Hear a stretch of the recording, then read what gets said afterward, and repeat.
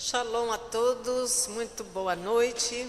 Parabéns a nós que estamos aqui servindo ao Senhor, que temos como prioridade o nosso Deus, acima de tudo, acima de todas as coisas, e que o Espírito Santo possa ter acesso a nós por meio da sua palavra, por meio do poder do seu Espírito. Eu quero seguir a ministração ainda dentro do tema que o apóstolo Idilmar estava pregando aqui domingo passado, e eu creio que Deus ainda tem muita coisa a expandir na nossa mente, no nosso entendimento sobre conquista, sobre promessa, porque nós somos resultado do agir de Deus, e Deus tem promessas para a nossa vida. Por isso nós estamos aqui e cremos nessas promessas. E Moisés foi enviado para libertar o povo do Egito e para chegar em Canaã. Agora, Moisés foi um emissário de Deus para exercer uma função de libertador devido a uma promessa que Deus havia feito a Abraão 600 anos antes.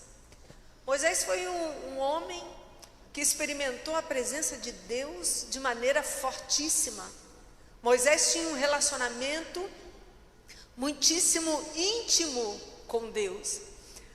Só para vocês terem uma noção de como Moisés se relacionava com Deus, lá em Êxodo capítulo 33, a partir do verso 7, Êxodo 33, 7, fala aqui como Deus falava com Moisés todos os dias.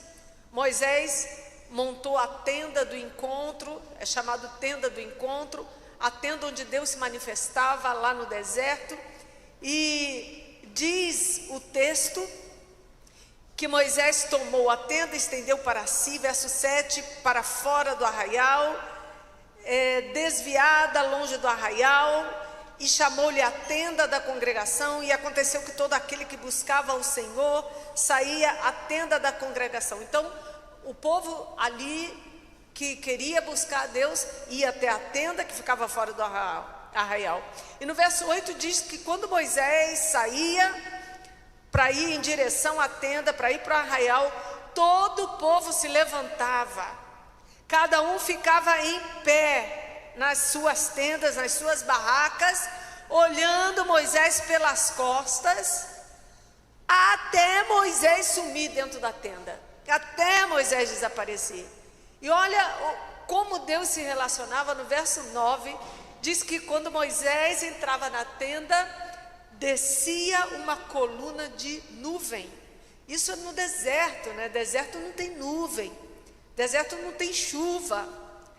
E eles estavam no deserto, e quando Moisés entrava dentro da tenda, uma nuvem descia e se colocava na porta dessa tenda, e o Senhor falava com Moisés. E o povo olhava aquilo. Verso 10 diz que todo o povo vendo aquilo, vendo a coluna de nuvem que ficava na porta da tenda, o povo se levantava, e cada um à porta da sua tenda adorava. E no verso 11 diz o quê? O Senhor falava com Moisés face a face. E Deus falava com Moisés face a face, como fala com um amigo. Olhe isso, irmãos, como fala com um amigo. Depois ele voltava para o arraial, e Josué fazia o quê? Ia descansar? Não, Josué permanecia de pé, vigiando. Ele não se apartava do meio da tenda. Olha que palavra tremenda.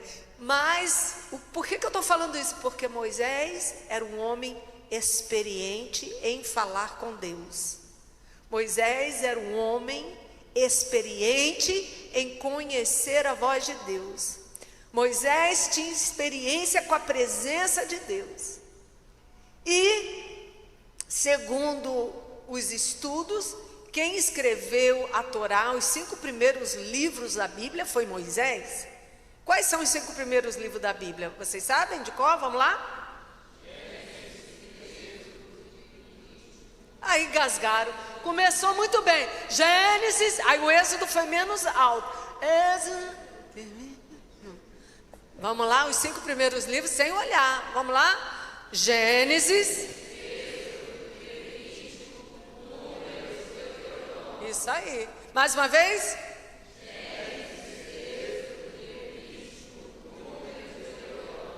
A esses 5 é chamado Torá.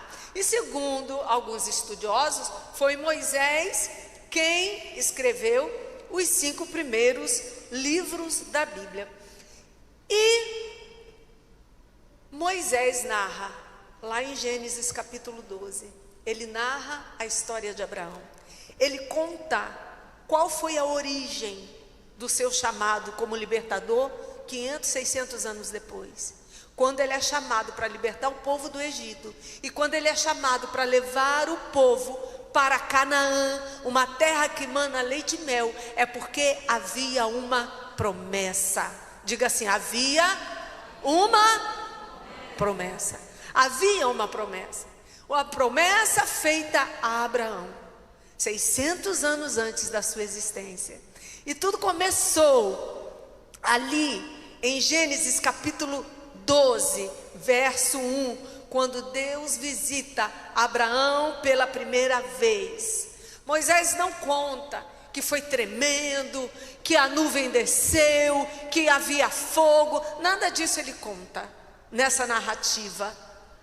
Ele simplesmente diz que o Senhor apareceu. Veio o Senhor, deixa eu ver como é que está na minha versão. Deus, ora, o Senhor disse a Abraão, é assim que ele diz. Deus disse para Abraão. Na minha versão também fala, ora, o Senhor disse a Abraão. É a primeira vez aqui que Deus aparece para Abraão. E Moisés só diz, Deus apareceu para Abraão. E Deus disse o quê? Sai da tua terra, da tua parentela, da tua casa, da casa do teu pai, para a terra que eu vou te mostrar. Para a terra que eu te mostrarei. Aí no verso 2, Deus faz a promessa para Abraão. Eu farei de você, far-te-ei uma grande nação, abençoar-te-ei, engrandecerei o teu nome, e tu serás uma bênção. Verso 3, abençoarei os que te abençoarem, amaldiçoarei os que te amaldiçoarem, em ti serão benditas todas as famílias da terra. Verso 4, o que Abraão fez? Assim partiu Abraão como o Senhor lhe tinha dito, e foi Ló com ele. Era Abraão da idade de 75 anos quando saiu de Harã. Verso 5, Abraão toma sua esposa Sarai, sua mulher, pega Ló, seu sobrinho, os bens adquiridos e todos que estavam com ele, e saíram para ir à terra de Canaã, e chegaram em Canaã. É isso que diz a Bíblia, chegaram em Canaã. E Moisés escreve essa história e conta, justificando por que ele estava levando o povo para Canaã. Porque Deus havia feito uma promessa ao pai Abraão, de onde tudo começou. E sabe o que é mais poderoso, irmãos? É que quando Deus fala poderosamente com Abraão, ele não entra em crise, como alguns de nós fazemos. Será que foi Deus? Será que não foi Deus? O que será que é para fazer? Vou, eu não vou, mas tem que sair do meu conforto. Pego a minha esposa, levo, como é que é isso? O que eu faço? O que eu não faço? Simplesmente, Abraão obedece. Abraão não questiona, Abraão obedece. Deus fala com ele e diz o verso 5, tomou Abraão a Sarai, tomou sua mulher, tomou seu sobrinho e foi em direção à terra. Abraão obedece. Hebreus capítulo 11, verso 8. Hebreus 11, verso 8. Diz, sabe o quê? Pela fé. Diga assim, pela fé. Pela pela fé, Abraão, sendo chamado, Deus chamou Abraão, e pela fé, a fé espiritual, não foi uma fé natural, não foi uma fé dos pensamentos, não foi uma fé dos seus sentimentos, não foi uma fé da sua própria vontade, era uma fé espiritual, recebida por Deus, e pela fé, sendo chamado, ele obedeceu. Então, a gente obedece pela fé. Eu obedeço porque tenho fé. Por que muita gente tem dificuldade de obedecer? Porque falta fé. Abraão, pela fé, obedeceu. E aí faz o que diz o texto? Indo para um lugar que havia de receber por herança. Era algo que estava no futuro. Ele haveria de receber por herança. Mas o texto diz, a palavra de Deus diz, que ele saiu sem saber para onde ia. Sem saber para onde ia. Sem saber que terra era. Ele foi. Pegou a sua família inteira. Hoje, se acontecesse algo parecido, como é que seriam os conselhos? Tá doido, rapaz? Primeiro tu vai lá, veja, prova a terra, experimenta, deixa a tua mulher aqui na casa da mãe, os filhos. Vai lá ver como é que você vai sair andando assim. E se der errado, e se um lugar não for bom.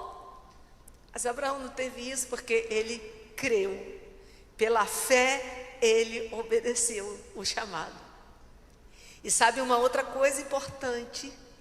Muito importante, está lá em Gênesis 12, só que agora no verso 6 e 7, Gênesis 12, versos 6 e 7, passou Abrão por aquela terra, e aí, o que acontece? Ele foi andando e chegou na terra que Deus prometeu, e ele passou pela terra, ao lugar de Siquém até o monte de Moré, e lá estavam o quê? Os moradores de Canaã, os cananeus, estavam lá. Abraão viu, Abraão andou, passou pela terra, encontrou os cananeus, e aí no verso 7, a segunda vez, pela segunda vez, Deus se manifesta para Abraão. Deus aparece para Abraão e diz assim, ei, está no verso 7, eu darei essa terra que você está pisando aqui para a sua descendência. Eu vou dar essa terra para a sua descendência. Por que Deus não deu aquela terra para Abraão naquela hora? Porque seria para os seus descendentes. Por que Abraão não viveu a realidade daquela promessa naquela hora? Por que a promessa não se consumou naquele instante? Há alguns fatores. Alguns fatores. Abraão tinha fé para esperar o que fosse. Mas uma das razões era porque aquela terra não era para Abraão sozinho. Aquela terra era para uma descendência. Deus tem feito promessas grandes para nós. Deus nos deu promessas grandes, mas meu irmão, Deus esperou Abraão gerar uma descendência. Deus deu Isaac, deu filhos a Isaac. Isaac teve os seus filhos, Jacó teve 12 filhos e foi se multiplicando. Deus nos deu uma promessa e Deus espera de nós que geremos filhos espirituais para vivermos a promessa de Deus. Deus tem um tempo de cumprimento dessa promessa e espera que nós venhamos a trabalhar para estarmos aptos a viver a promessa dele. E quando Deus fala pela segunda vez a ele, diz, é exatamente aqui, a terra da tua herança, é exatamente aqui, essa terra aqui que eu vou dar para toda a sua descendência. Sabe o que Abraão faz? Passando pela terra da sua promessa, ele edificou um altar ao Senhor. Abraão levanta um altar a Deus. Altar, irmãos, é sinônimo de pacto. Quando você coloca algo no altar, você está fazendo um pacto com Deus. Por isso que vir ao altar é sério demais. É você eternizar uma atitude, é você eternizar uma palavra. Altar é sinônimo de pacto. E Abraão, quando ouve isso, faz um altar naquela terra.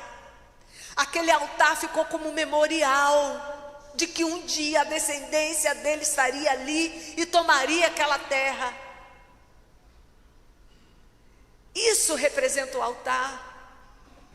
Nós, quando o Senhor nos deu aquele terreno, que não tinha nada ali, apenas uma casa velha, algumas coisas, nós começamos a fazer cultos naquele lugar e fizemos altar, ofertamos ali, levantamos um altar a Deus ali naquela terra. Este ano, no nosso primeiro culto, depois de nossa Canaã estar levantada, nós levantamos um altar, ofertamos ali naquele púlpito, em cima ali de um tecido, fizemos uma oferta, levantando um altar, levantando um memorial diante de Deus, que representa um pacto diante do Senhor. E diz a palavra que Abraão caminhava na terra da promessa. Aquela terra ainda não era dele, mas ele, com fé, ele colocava os pés naquela terra e glorificava a Deus, porque aquela terra pertenceria aos seus descendentes. Hebreus 11, 9. Hebreus 11, 9.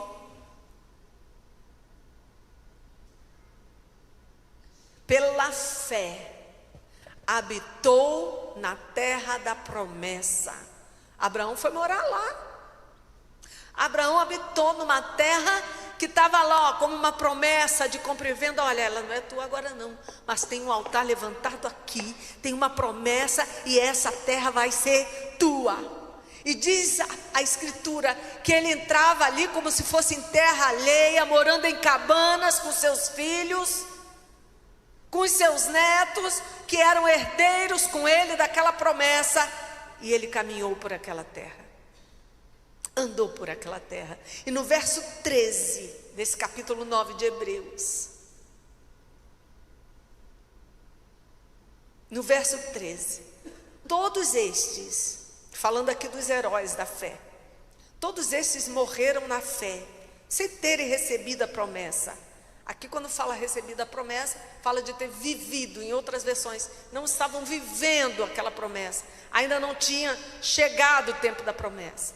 Mas olha que coisa, mas vendo-as de longe. Então, o primeiro ponto, quando Deus fez a promessa a Abraão, a primeira coisa que ele precisou ver foi ver a promessa de longe. Ele foi para lá ver. Deixa eu olhar qual é a terra. Vai para lá, eu quero que você veja. Essa é a tua terra. Deus quer que você comece a ver aonde está a tua promessa. Você vai começar a enxergar aquilo que Deus quer te dar. Você vai trabalhar com a tua visão, com os teus olhos. Os seus olhos precisam enxergar a tua promessa. Mas apóstolo, como é que eu faço isso? Por isso que a gente ensina você a trabalhar com cadernos de sonhos, com imagens, corte gravuras. Eu não sei como você vai fazer isso, mas você precisa ver a tua promessa. Amém ou não amém? E diz que ele viu a promessa de longe, mas ele viu. A segunda coisa, crendo-as. Ele viu de longe, depois ele creu na promessa. Vendo de longe, creu na promessa. E depois diz o versículo, abraçando-as. Olhe isso, como ele foi alcançando as coisas. Primeiro ele olhou a terra de longe, creu na promessa, abraçou a promessa. Quem tem promessa aqui, diga amém. Amém. Quem tem promessa, diga amém. Amém. Você precisa abraçar essa promessa. Você precisa abraçar essa promessa. Além de crer nela, além de ver de longe, você precisa crer. E chega uma hora que não é suficiente. Abraça a promessa, segura a promessa. Você tem que estar com a promessa agarrada com você. E depois que ele abraçou, ele confessou. Eles confessaram que eram estrangeiros, que eram peregrinos, mas que ali era a terra da promessa. Então ele abraçou e confessou: esta terra um dia será minha, será dos meus descendentes. Meus descendentes serão proprietários dessa terra, porque Deus prometeu. Eu levantei um altar, eu fiz um pacto com Deus, e ela não vai se passar. Essa promessa não vai deixar de acontecer, porque Deus fez a promessa e eu creio.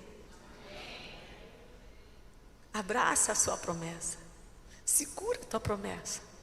Não basta você fazer uma mentalização dela. Não, isso não é fé. Você precisa visualizar, você precisa crer, e você precisa abraçar, e você precisa confessar. Diga assim: visualizar, crer, abraçar e confessar.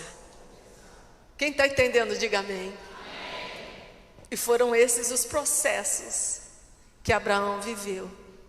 Ele não pôde entrar sozinho.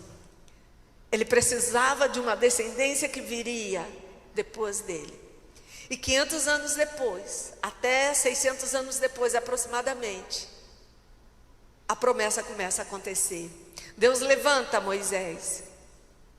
E Deus desperta Moisés como um estadista. Por quê? Porque conquista requer estratégia. Diga assim: conquista requer estratégia.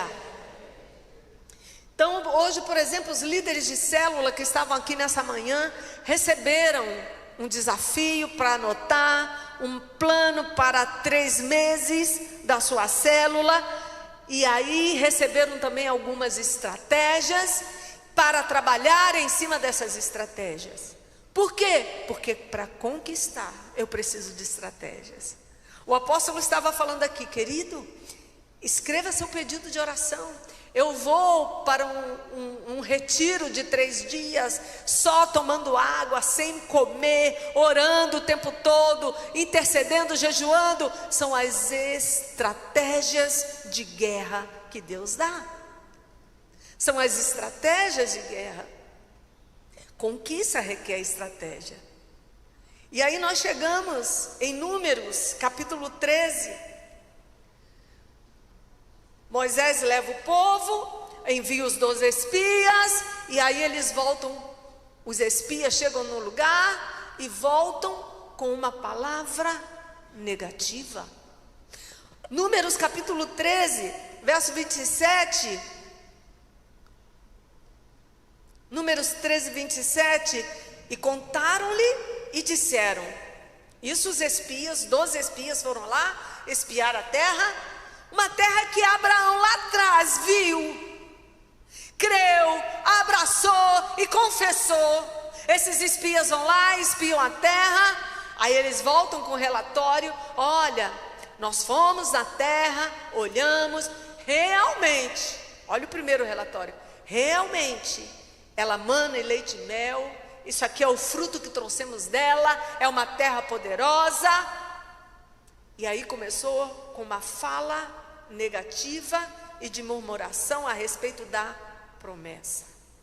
Da promessa que Deus havia feito a Abraão. E aí começam a dizer o povo: porém. Vocês sabem o que significa porém?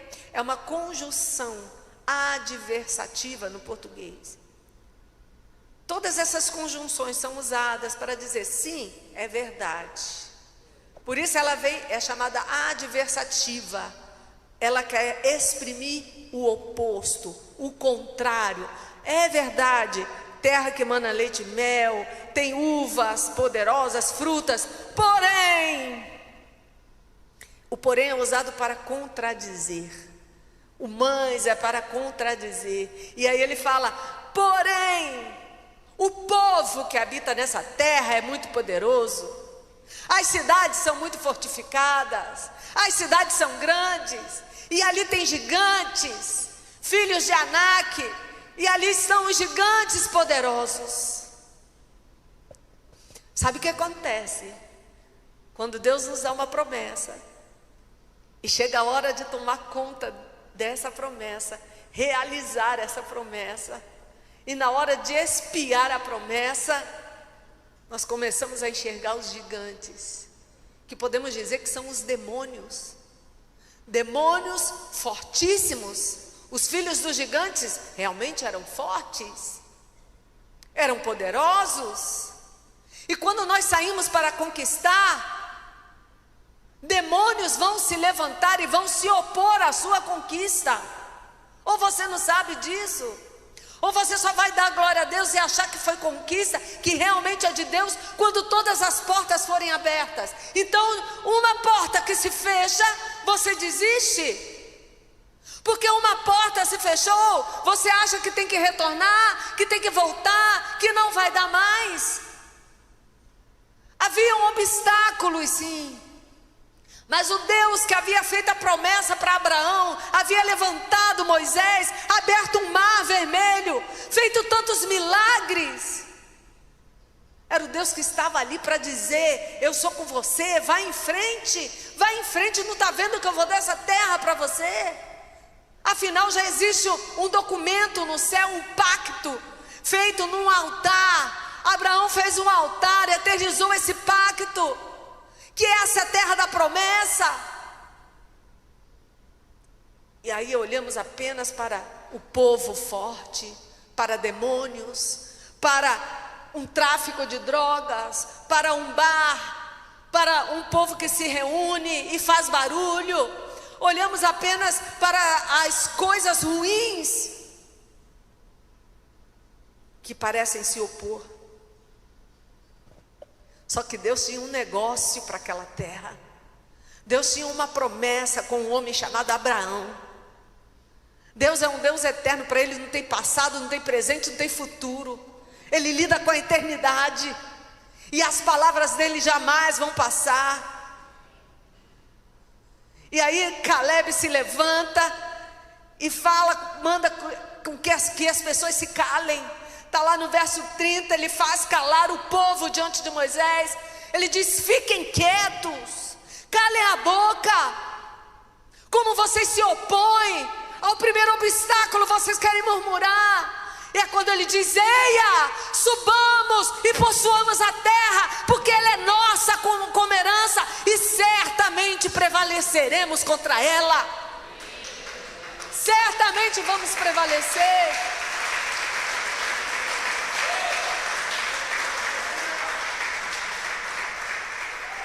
E hoje Deus fala isso com você.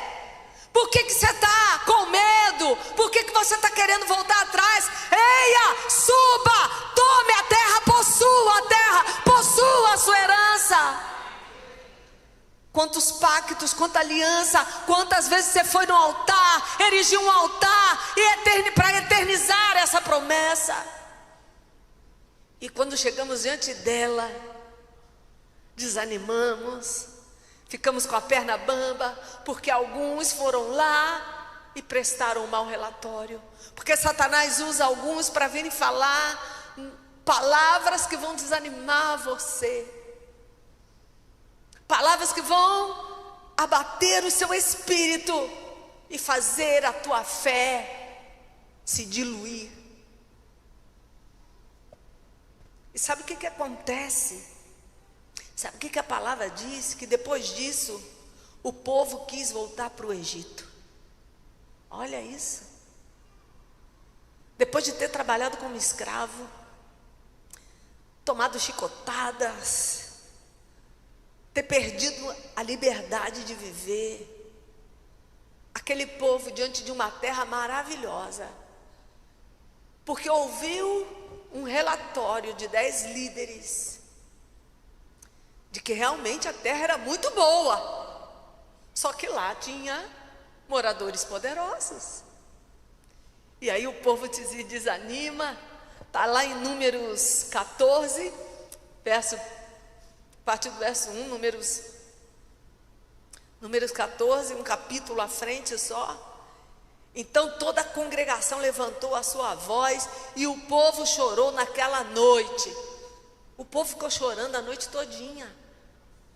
Ai, caminhamos esse deserto, chegamos aqui e agora não podemos entrar porque tem gigantes. E diz no verso 2 que todos os filhos de Israel murmuraram contra Moisés e contra Arão. Abriram a boca para murmurar. E eles disseram: quem dera tivéssemos morrido no Egito. Ou quem dera tivéssemos morrido no deserto. Deus ouviu aquela murmuração. Quando eles dizem assim: quem dera tivéssemos morrido neste deserto. Isso chegou diante do Senhor. E foi isso que aconteceu com aquele povo. Morreu naquele deserto. E aí eles dizem no verso 3: por que o Senhor nos traz para essa terra? Foi por quê? Para a gente cair a espada? Para a gente lutar com homens poderosos? Para nossas mulheres, crianças serem presas? Por quê? Vamos voltar para o Egito? Não é melhor voltar para o Egito? E você acha mesmo que se eles voltassem para o Egito, Faraó deixaria eles vivos?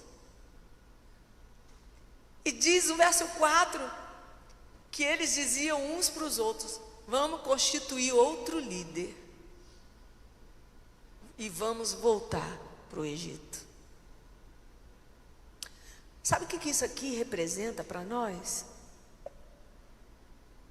Às vezes que você chegou pertinho da tua bênção, e que você desistiu.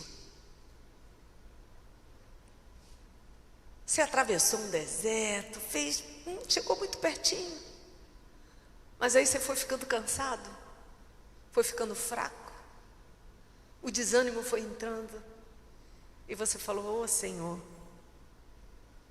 eu tive tanta fé, eu criei tanto na tua promessa, levantei um altar para ti, e agora realmente eu acho que nada mais vai acontecer. Eu acho que o Senhor se esqueceu de mim. Eu estou desistindo. Qual a situação que você está hoje? Qual é a exata situação que você se encontra hoje? Você está cheio de disposição para entrar na terra, levantar uma espada e falar: essa terra é minha. Como Caleb, o exemplo que o apóstolo deu aqui na pregação, Caleb vira e fala: rapaz, eu tenho a mesma força dos 40, eu estou com 85, mas a força é a mesma. Ou você perdeu as suas forças, você cansou, porque por alguma razão a fé se esvaiu. E sabe o que acontece? Você conhece a história. Os murmuradores não puderam entrar em Canaã. Isso incluindo o próprio Moisés. Nem Moisés entrou em Canaã. E pegando a frase do nosso apóstolo, eles fizeram parte da história, mas não fizeram parte da promessa. Tem muita gente que faz parte da história, mas não faz parte da promessa. Só que Deus chamou você, porque você é a promessa, você faz parte dessa promessa. Deus tem promessa. Deus quer que você viva o resultado das promessas, porque a promessa não vai passar. A promessa é exatamente, ela tem o mesmo caráter daquele que fez ela. É eterna. Passa, dia, passa noite, passa isso, passa aquilo, mas as palavras dele não passam. A promessa, você pode nem estar dentro dela, ela não vai deixar de acontecer por minha causa, nem por sua causa. Ela vai acontecer porque ela saiu da boca de Deus. Agora, sou eu que tenho que decidir se eu quero estar no dia que a promessa acontecer, se eu vou estar vivendo o resultado dessa promessa. E aí vocês conhecem a história. Eles ficaram 40 anos esperando aquela geração acabar, Moisés morrer, porque eles não foram dignos de andar naquela promessa. Até que chega Josué capítulo 1, Moisés morre, verso 1, Moisés morre. Deus vai lá, levanta Moisés e fala: Moisés está morto, verso 2, levanta agora chega, porque agora chegou a hora da promessa acontecer. Então vamos parar de tristeza, vamos parar de lamento, vamos parar de luto. Até o luto, meus irmãos, até para o luto tem um tempo de chorar. E chega uma hora que Deus diz: acabou. Não é mais tempo de chorar, não é mais tempo de lamentar. Para, eu sei que você sofreu, mas isso tem que ficar parte do teu passado, porque agora você vai caminhar para o futuro, para uma terra que mana leite e mel, uma terra de regozijo. Larga as coisas do passado. O apóstolo Paulo fala: esquecendo-me das coisas que para trás ficam e avançando para aquelas que estão adiante de mim, eu prossigo para o alvo. E nós precisamos abrir mão do nosso passado, abrir mão de uma história que fica para trás e olhar para frente, caminhar em direção à vitória. E nós não somos movidos ao passado. Diga assim: eu não sou movido pelo passado, mas o que me move é o meu futuro. Quem entendeu isso, diga amém. Então fala de novo, com verdade, com força. Diga assim: eu não sou movido pelo meu passado, mas o que me move é o meu futuro. Deus está chamando você para um futuro. Deus está chamando você para algo poderoso que vai começar a acontecer na face da terra. Deus vai começar a mover as águas dessa nação. E Deus precisa de guerreiros fortes que olhem para o futuro. Para de olhar para trás, para de olhar para o passado, olha para o futuro. E diz a Bíblia, sabe o quê? Que os planos dele são de paz e de bem para você, não planos de mal. Deus tem planos bons para nós. Deus ainda vai fazer muita coisa boa. Deus vai fazer muita coisa boa, porque Ele é Deus. Mas você precisa olhar para frente. Olha para frente. Chega de olhar para trás. Chega de olhar para trás. Ele sacode Josué e fala: Josué, levanta, está na hora de seguir, está na hora de ir. E ele diz no verso 3: todo lugar que pisar a planta do vosso pé, eu tenho dado para você, porque eu disse isso para Moisés, e eu vou cumprir o que eu disse. Bora lá, anda, que eu quero dar uma conquista para você. Eu quero fazer esse povo conquistar. E ele diz mais: ninguém, está lá no verso 5, ninguém poderá resistir todos os dias da tua vida. Assim como eu fui com Moisés, eu sou contigo. Não vou te deixar, não te desampararei. Esforça-te, tem bom ânimo, porque você vai fazer o povo herdar a promessa. Tenha esforço, irmão, esforça-te, tem bom ânimo, porque o Senhor está fazendo você herdar a promessa. Aleluia, aleluia, aleluia. Glória a Deus. Deus está nos fazendo herdar a promessa. Não importa se você está cansado, Ele é aquele que renova as nossas forças. Ele renova as nossas forças. Nós vamos voar como águias. Correremos e não nos cansaremos. Caminharemos e não nos fatigaremos. Com asas nós voaremos. Vamos olhar para frente.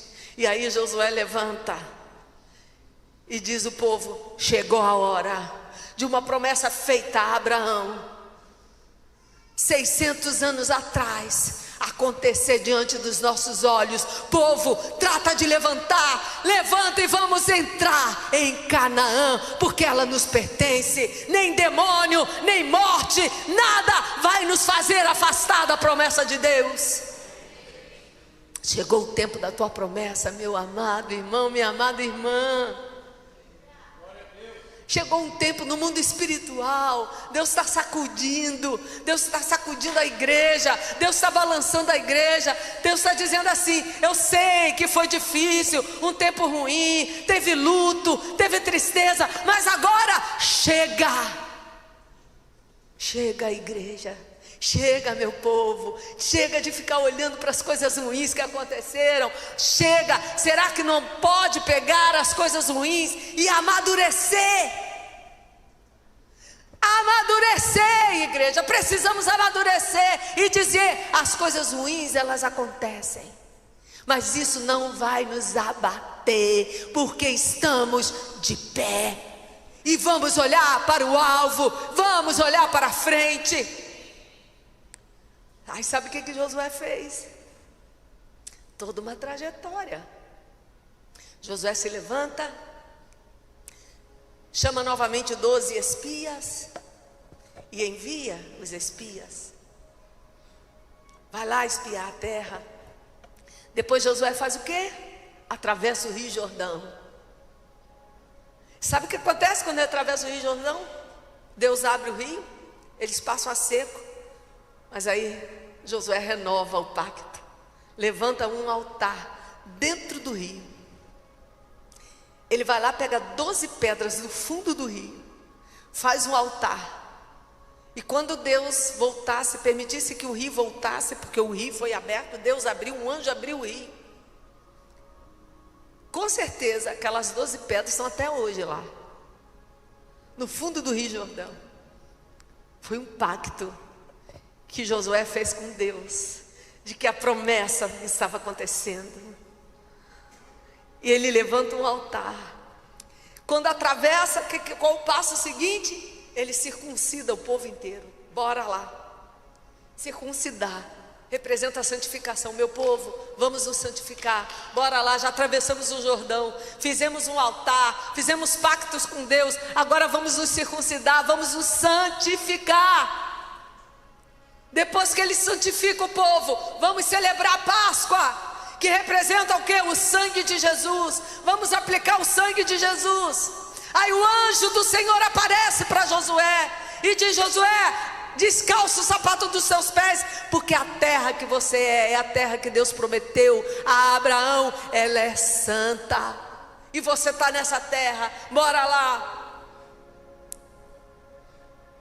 E a primeira coisa que Josué e o povo que está com ele faz, qual é?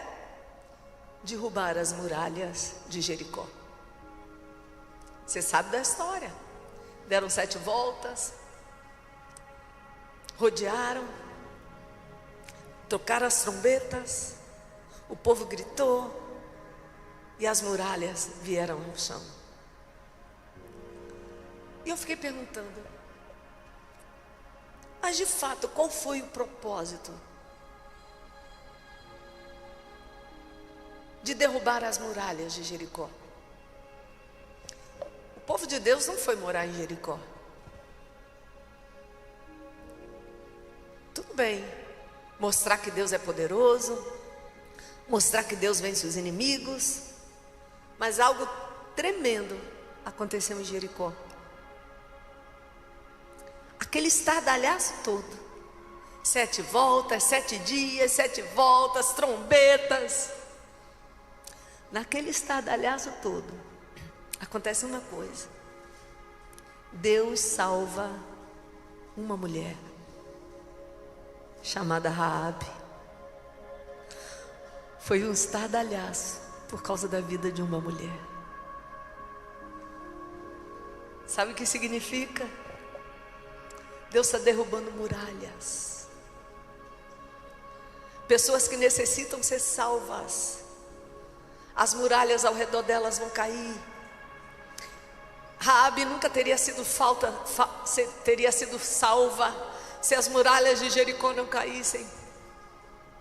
Deus está derrubando muralhas de Jericó para chegar a determinadas pessoas que precisam da salvação e que estão aprisionadas dentro de Jericó. Por causa desta igreja, nós chegaremos a pessoas.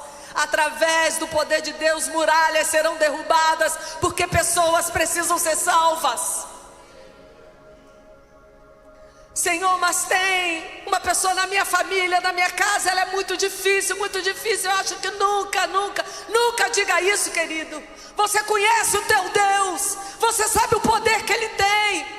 Uma muralha enorme de Jericó foi derrubada, e lá dentro Raabe foi salva, e ela faz parte da genealogia de Jesus Cristo, nosso Salvador. Deus vai derrubar muralhas, se for necessário, para chegar na tua promessa. Fique de pé e dê um aplauso a Jesus. Aplauda mais ao Senhor, dê glória a Deus, glorifique o nome do Senhor. Diga ao Senhor como Ele é bom, como Ele é poderoso. Glória a Jesus. Deus vai fazer muralhas caírem, para que a promessa aconteça. A promessa vai acontecer. A promessa vai acontecer. Aleluia. A promessa de Deus já está chegando, amados. Já está chegando. Ah, Senhor, mas é tão difícil. É tão difícil, Senhor. É difícil para você, mas como o milagre não é você que faz, é Ele. Não é? É tão difícil isso acontecer. Ué, por isso que é milagre, que quem faz é Ele, amém? Glória a Deus. Mas quando será? Quando será? Quando eu não sei. Mas que vai. Vai ser no tempo que Deus determinou. Ah, vai haver um milagre. Lembra da nuvenzinha do tamanho de um homem? Que Eliseu estava orando por uma chuva. Aí do nada, manda o servo ir lá ver. Vê se já tem nuvem no céu, não tem nada. Vê agora de novo, não. E agora não. Ah, Eliseu, é uma nuvenzinha, ó, do tamaninho aqui, ó, da minha mão. Tá longe de ser chuva. Ah, então vamos correr, porque a chuva já está chegando. Deus preparou o seu milagre. Tabernáculo, Deus preparou o nosso milagre.